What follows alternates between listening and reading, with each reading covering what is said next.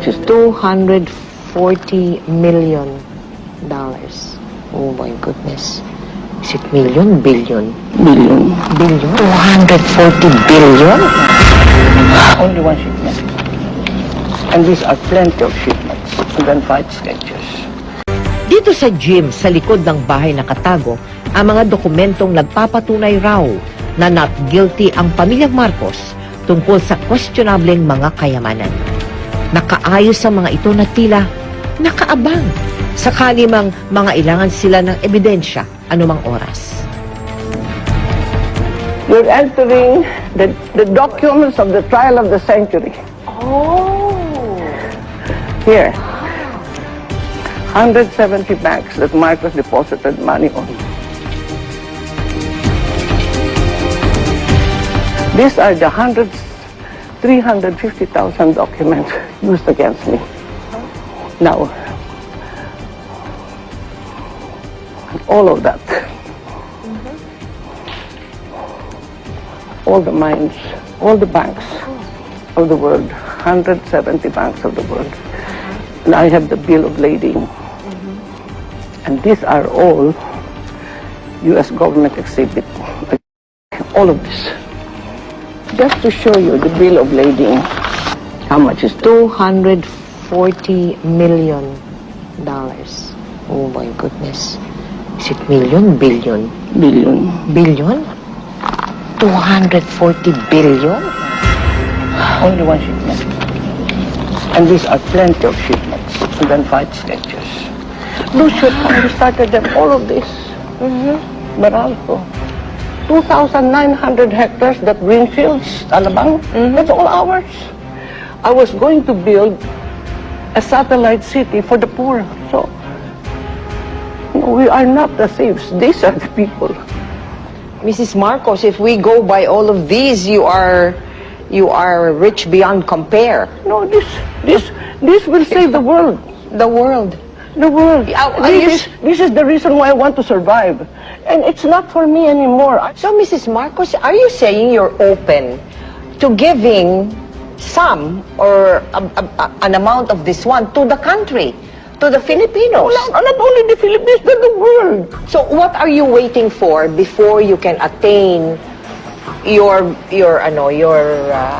intention? With this now, we are tied our hands. With the whole press saying we are magnanakaw. We are the magnanakaw. Kami ang ninanakawan. We are the one who took it. Marcos suffered so much for this. Ang naging depensa raw ni Imelda para maipanalo ang kaso, bago pa man raw naging presidente si Ferdinand, may mga ipong ginto na raw ito na lumaki ng lumaki ang halaga paglipas ng panahon. When we started, it was $32 and then $35. An ounce of gold. She's talking of gold. Now, it's 1,300, 400, 500, 600, 800, nag-iiba-iba eh. Iba-iba. Ounce yan. How many kilos? And we are sitting on gold.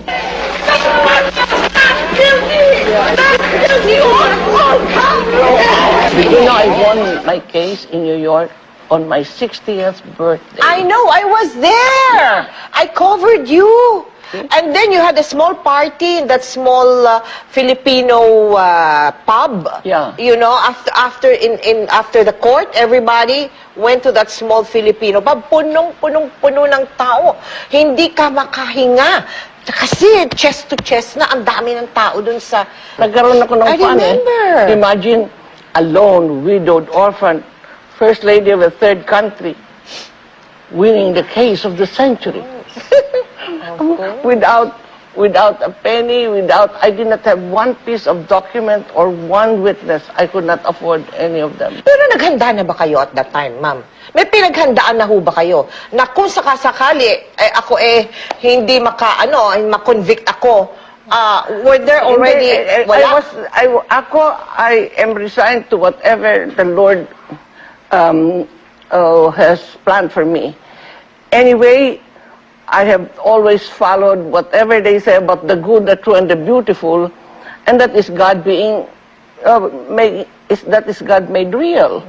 So I followed that path, and if you're in that path, you're in the path of God and the truth, nobody can touch you. Can you imagine? I have now 986 cases, and all of them I won. And these cases are not filed by individuals; they are filed by government, By the government. superpowers. Opo. And I have about 10 more, but I'm not afraid. I'm at peace with the truth. Maging ang kanyang dalawang anak na sina Bongbong at Amy ay kapwa may pwesto ngayon sa gobyerno. Mrs. Marcos, you have entered politics again, and so has your family. Senator Bongbong is in the Senate. We have Amy as the governor in Ilocos. It's not for the honor or the pride. I've been first lady there and all of that on top of the heap for a long time. No, not for that. It is the privilege for be able to give, to love. Do you foresee another Marcos in Malacanang? Well, I am only happy that my children, in spite of the fact that we have been so persecuted because of politics, the whole family, the children still love the Filipino people and the country. Believe na believe ako sa mga anak ko. Gaya ng kontradiksyon sa bansag sa kanya na Iron Butterfly, ganun din marahil ang buod ng buhay ni Imelda. Parehas niyang natamasa ang kapangyarihan at prosekusyon. Parehas siyang minahal at kinamuhian. Ngunit sa kabila ng lahat ng ito, tulad ng isang paru-paro, pilit pa rin siyang lumilipad. I did not have the privilege of interviewing Mrs. Marcos in New York because she was really so guarded. But now, I now have the privilege of doing it. Before I retire from my career, And you are, This and will you're be my- and you have the nerve to ask me shocking questions. are they shocking? Really? Were there shocking questions? Some wouldn't dare. Oh, really? Oh, but I think I would because I am coming Anyway, with a. no, I am but okay, coming with a very because clear I believe in conscience. transparency. Anyway, I have Oh. nothing to hide. Correct. Let me now thank you very much for this interview.